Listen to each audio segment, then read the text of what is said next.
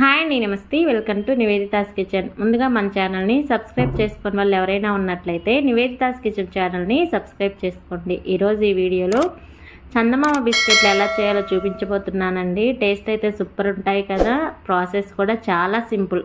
ఇలా ప్రిపేర్ చేసుకున్నటువంటి బిస్కెట్లని ఎయిట్ బాక్స్లో పెట్టుకొని 15 to 20 డేస్ వరకు స్టోర్ చేసుకొని హ్యాపీగా తినేయచ్చు. మరి ఈ బిస్కెట్ని ఎలా చేయాలో చూసేద్దాం. ముందుగా ఒక మిక్సింగ్ బౌల్ తీసుకొని అందులోకి 1 కప్పు మైదా పిండిని తీసుకోవాలి.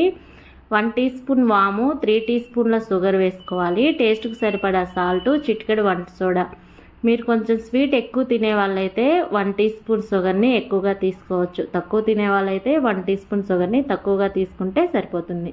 ఇప్పుడు ఇందులోకి కొద్దిగా వాటర్ వేసుకుంటూ పిండిని చపాతీ పిండిలా కాకుండా కొంచెం గట్టిగా కలుపుకోవాలి.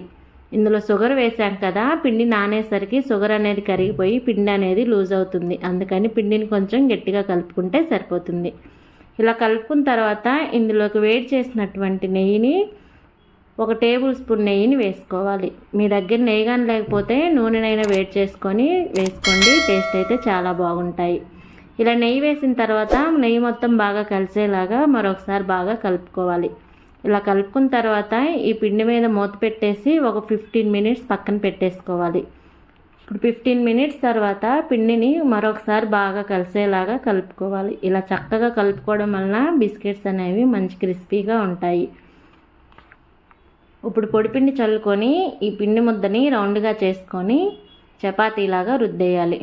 మరి చపాతీలాగా పలచగా రుద్దేయకూడదండి. నేను ఇక్కడ ఈ వీడియో క్లిప్లో చూపిస్తాను చూడండి. ఆ సైజులో రుద్దుకుంటే సరిపోతుంది. మీరు ఎక్కువ క్వాంటిటీలో చేసే వాళ్ళైతే ముందు సగం పిండిని ప్రిపేర్ చేసుకొని డీప్ ఫ్రై చేసుకున్న తర్వాత మిగతా పిండిని ప్రిపేర్ చేసుకోండి. ఒకేసారి చేసి పెట్టేసుకుంటే బిస్కెట్స్ అనేవి ఒకదానికొకటి అతుక్కుపోయి అంత పర్ఫెక్ట్గా రావన్నమాట. ఇలా సగం ప్రిపేర్ చేసుకున్న తర్వాత మిగతా సగం ప్రిపేర్ చేసుకుంటే సరిపోతుంది. చూసారా, ఇప్పుడు ఒక వాటర్ బాటిల్ క్యాప్ తీసుకొని నేను చేస్తున్నానండి. మీ దగ్గర ఏ క్యాప్ ఉంటే ఆ క్యాప్ తోటి ఇలా సగానికి పెట్టి కట్ చేస్తే ఈజీగా చందమామ బిస్కెట్స్ అనేవి వస్తాయన్నమాట. ఇలా ప్రిపేర్ చేసుకున్నటువంటి బిస్కెట్లని ప్లేట్లోకి తీసుకొని ఇప్పుడు డీప్ ఫ్రైకి సరిపడా ఆయిల్ పెట్టేసుకోవాలి.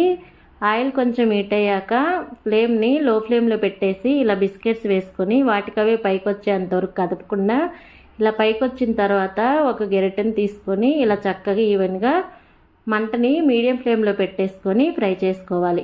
ఇవి మంచి గోల్డెన్ కలర్ వచ్చేంతవరకు ఫ్రై చేసుకోవాలి. చూసారా, మంచి గోల్డెన్ కలర్ వచ్చాయి. ఇప్పుడు టిష్యూ ఉన్నటువంటి ప్లేట్లోకి వేసేసుకుంటే సరిపోతుంది. ఇలాగే అన్ని బిస్కెట్స్ కూడా ఫ్రై చేసుకుంటే సరిపోతుంది. ఇప్పుడు ఇలాగే తిన్నా టేస్ట్ అయితే చాలా బాగుంటాయండి. మీరు కొంచెం స్పైసీగా తినాలంటే వాటిని కొంచెం సపరేట్గా ఒక ప్లేట్లోకి తీసుకొని మీ స్పైసీనెస్కి తగ్గట్టు కొంచెం కారం వేసి కలుపుకుంటే సరిపోతుంది. అవి వేడిగా ఉంటాయి కాబట్టి బిస్కెట్స్కి కారం అనేది చక్కగా పట్టేస్తుంది.